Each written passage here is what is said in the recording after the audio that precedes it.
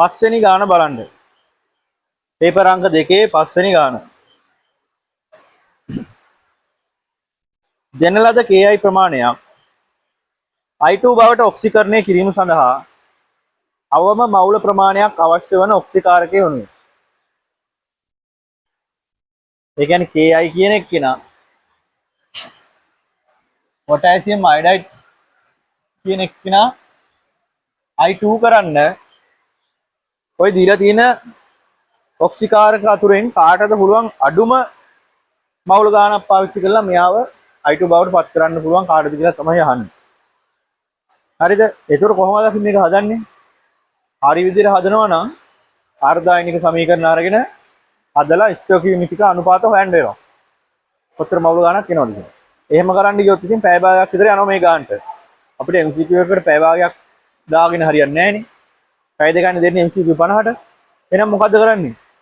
කෙටි ක්‍රම පාවිච්චි කරන්න වෙන්නේ මේ වගේ ගණන් වලට. ඉතින් අපි කෙටි ක්‍රම ඉගෙනගෙන තියෙන්න ඕනේ මේවා ගණන් දාන්න ඒකනේ. එයාලා අපෙන් බලාපොරොත්තු වෙලා තියෙනවා කෙටි ක්‍රමයක්. හරි. මම මෙන්න මෙහෙම කෙටි ක්‍රමයක් කියලා දෙනවා. Ki කියන එක නෝ පොටෑසියම් වැඩක් නැහැ නේ. අයිරින කියන කෙනා I2 බවට පත් වෙනවා. මෙතන I2 හින්දා මේ I2 කියන්නේ දෙන්නෙක් ඇවිල්ලා දෙන්නෙක් එන්න නම් මෙතන දෙකක් තියෙන්න එපා. මේ විදිහට හරියට ලියා ගන්න ඕනේ. හරි මෙතන දෙක දැම්මේ නැත්නම් ගාන සම්පූර්ණයෙන් වර්ධිනවා. ඒ කියන්නේ I2 කියලා දෙන්නෙක් එන්න මෙතන ID දෙන්නෙක් ඇවිල්ලානේ. ඒ දෙන්නෙක් එන්න මෙතන ඇනයින දෙකක් තිබිලා තියෙන්න එපා. මෙතන මොකක්ද වෙලා තින්නේ? අයිරින කියන්නේ මෙයාගේ ඔක්සිජන් අංකය ඍණ 1යි. I2 වල ඔක්සිජන් අංකය 0යි.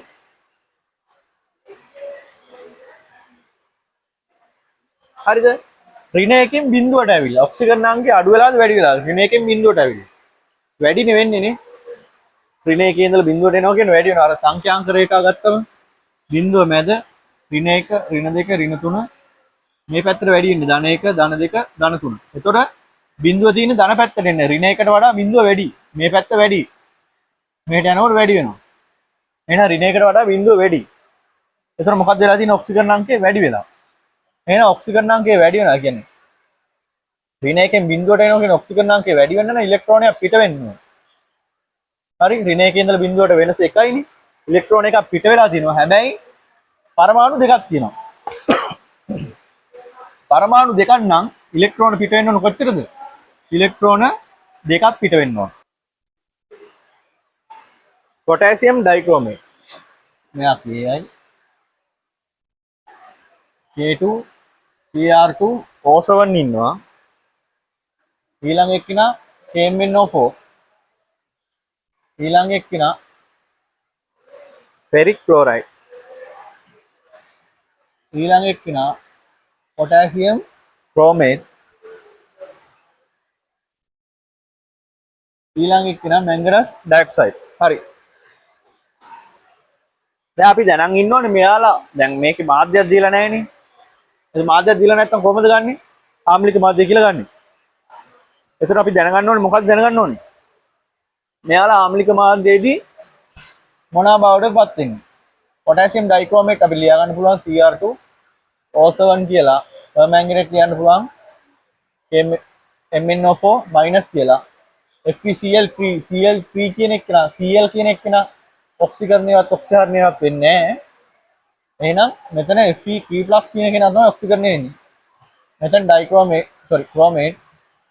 මෙතන නම් manganese dioxideම තමයි. dichromate යනවා ආම්ලික මාධ්‍යයේදී Cr ධන 3ට permanganate යනවා ආම්ලික මාධ්‍යයේදී manganese ධන 2ට ferric ඉතින් යන්න පුළුවන් එක තැනයි තියෙන්නේ ferrous වලට chromate යනවා Cr ධන 3ට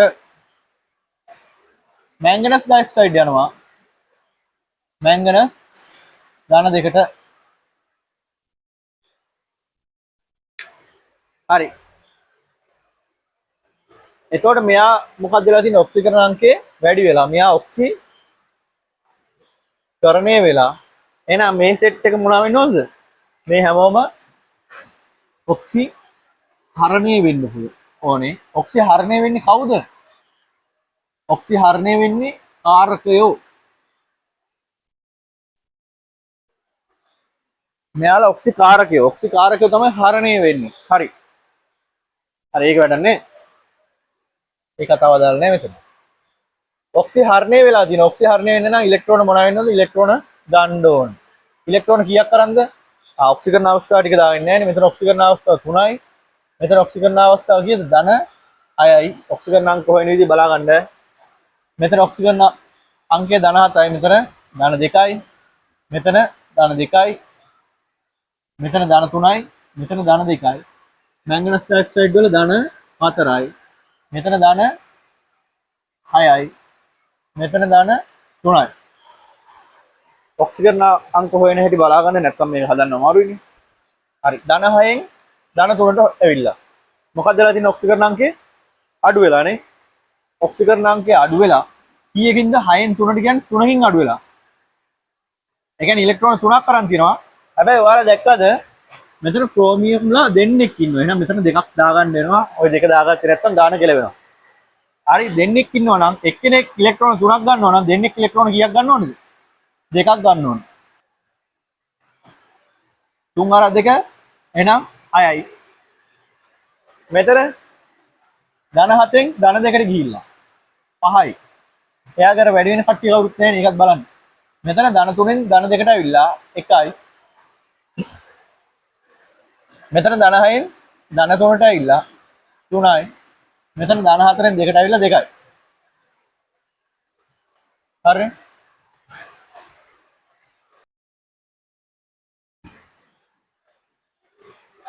දැන් අපිට මේ විදිහට හොයාගත්තට පස්සේ අපිට මොකද්ද කරන්න පුළුවන්? මෙයාගේ ස්ටොකියමික අනුපාතය මෙයාට මාරු කරන්න පුළුවන්. මෙයාගේ ස්ටොකියමික අනුපාතය මෙයාට මාරු කරන්න පුළුවන්. හරිද? එතකොට මෙන්න මේ දේවරත් තුන කියන්නේ 6යි මෙතන. මෙන්න මේ 6 වැඩි වෙනවා මෙතනට, 2 වැඩි වෙනවා මෙතනට. මෙතන 6 වැඩි වෙද්දී 2යි අයිරින වාරයක් වෙනවා. මෙන්න මේ 6යි E කියන එකට අනුව ඊට පස්සේ මෙතන 1යි Cr2O7 2- කියන එක වැඩි වෙනවා මෙන්න මේ 2යි ඉලෙක්ට්‍රෝන කියන එකකින්. ඒතකොට මේ දෙකට මේ දෙක කැපුණාම මේකට මේක කැපුණා. කියන්නේ අයිරින එකක් සැලකුවොත් අපි එකයි මවුල එකක් සැලකුවොත් ඩයික්‍රෝමේට් වෙනවා 6න් එකක් Cr2O7. හරිද?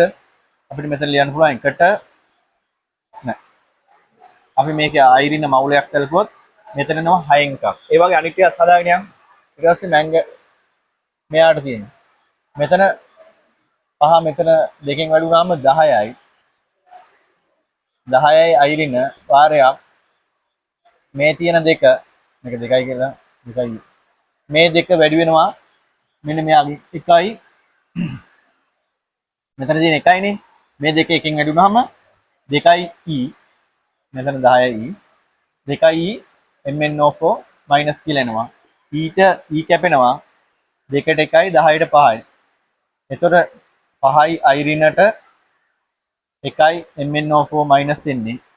අපි අයිරින මවුලයක් සලකන හින්දා එතකොට කොහොමද එන්නේ? පර්මැංගනේට් වෙනවා 5න් 1යි කියලා.